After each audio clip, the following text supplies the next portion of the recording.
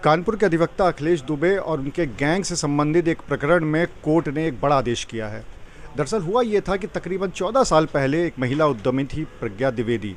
उन्होंने ये आरोप लगाया था उनके गैंग के ऊपर कि उन्होंने उस प्रॉपर्टी को, उनकी प्रॉपर्टी पर कब्जा किया, रंगदारी मांगी, उनके साथ गाली गलौज करी, इस तरह के अन्य जो अपराध है वो किए हैं। और इस बात को लेकर उन्होंने एक तहरीर दी थी। सबसे मज़े की बात यह कि उस तहरीर देने के मात्र 5 घंटे के अंदर उस पूरे मामले में एफआईआर लग गई थी, यानी फाइनल रिपोर्ट लग गई। अब 14 साल बाद ये मामला फिर से खुला है और कोर्ट ने कड़ा आदेश दिया है। इस पूरे मामले में क्या आदेश दिया, इस पर बात करने के लिए हमारे साथ मौजूद हैं प्रज्ञा द्विवेदी के अधिवक्ता नरेश मिश्रा। उनसे बात कर लेते हैं। वकील साहब, सबसे पहले तो ये बताइए, जो पूरा प्रकरण था 14 साल पहले का, शॉर्ट में बताइएगा, ये था क्या पूरा प्रकरण? इस प्रकरण में यह था कि एक अजय कुमार निगम और उनके कुछ साथी और उसमें अखिलेश दुबे वगैरह भी थे, सम्मिलित थे। इन लोगों ने इनके होटल में जाकर मारपीट करी थी और 2 लाख रुपए रंगदारी की प्रतिमा, आपको अगर होटल चलाना है तो 2 लाख रुपया प्रतिमा देना होगा। क्योंकि इनके द्वारा वो मना कर दिया गया देने से, तो इसलिए इन्होंने मारपीट करी। और मारपीट करते समय ये उनकी एक सोने की चैन और एक कड़ा जो हाथ में पहने हुए थी वो उठा ले गए थे वो लोग।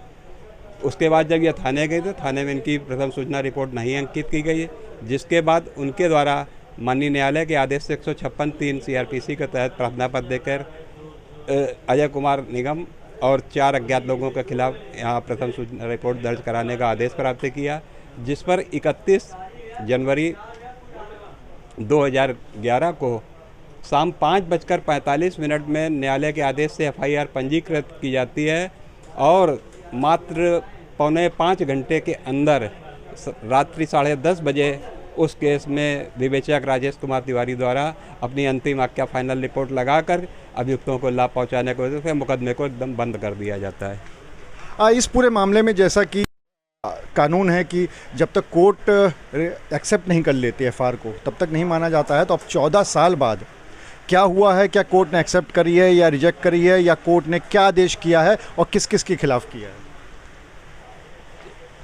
इसमें सबसे जो अभियुक्तों के रसूख तो इतना था कि 11 में एफआईआर आने के बाद वादनी को कोई भी सूचना न्यायालय की प्राप्त नहीं होने पाई। जब वादनी ने इस समय पता किया तब उसे पता चला कि उसके तो सन 11 में ही एफआईआर लगा दी गई थी। उसके बाद 8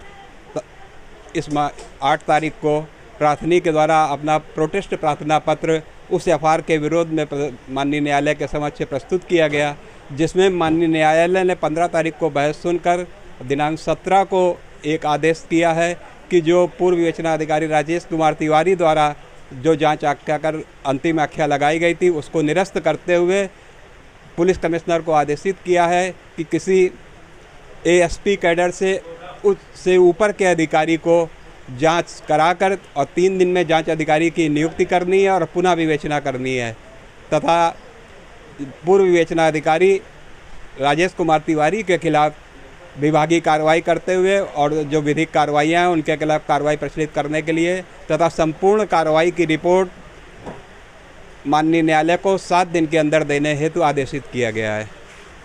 तो ये पूरा मामला जो कि तकरीबन 14 साल पुराना था, इसकी फाइल एक बार फिर से खुल गई है। कोर्ट ने जो सबसे बड़ा सवाल किया है वो ये कि कैसे 5 घंटे के अंदर पुलिस ने पूरे मामले की जांच भी कर ली और उसके बाद अपनी फाइनल रिपोर्ट भी लगा दी, जबकि महीनों तक पुलिस की जांच पूरी नहीं हो पाती है। तो अब विभागीय जांच भी होगी और इसके साथ ही साथ इस पूरे मामले की फाइल भी खुल गई है। और कोर्ट का ये आदेश आने के बाद जो इसकी पीड़िता थी प्रज्ञा द्विवेदी, उन्होंने काफ़ी खुशी जाहिर की है। उन्होंने क्या कहा है, चलिए आपको वो भी सुनाते हैं। मुझे बहुत अच्छा लग रहा है जो मेरे साथ इतना न्यायालय ने न्याय किया, और इसके लिए मैं न्यायालय की बहुत आभारी हूँ कि उन्होंने मेरी गुहार पाई, क्योंकि ये बात जहाँ तक हम कहते थे वो आज सच साबित हुई कि न्याय पाने के लिए न्यायालय से अच्छा कुछ भी नहीं है। और मैं बहुत थैंक्स बोलना चाहती हूँ अपने लॉयर्स का, मिस्टर नरेश मिश्रा जी और सौरभ भदौरिया जी का, जिन्होंने रात दिन एक मेहनत करके हमें बिल्कुल न्याय दिलाने के लिए पूरी की पूरी मशक्कत करी।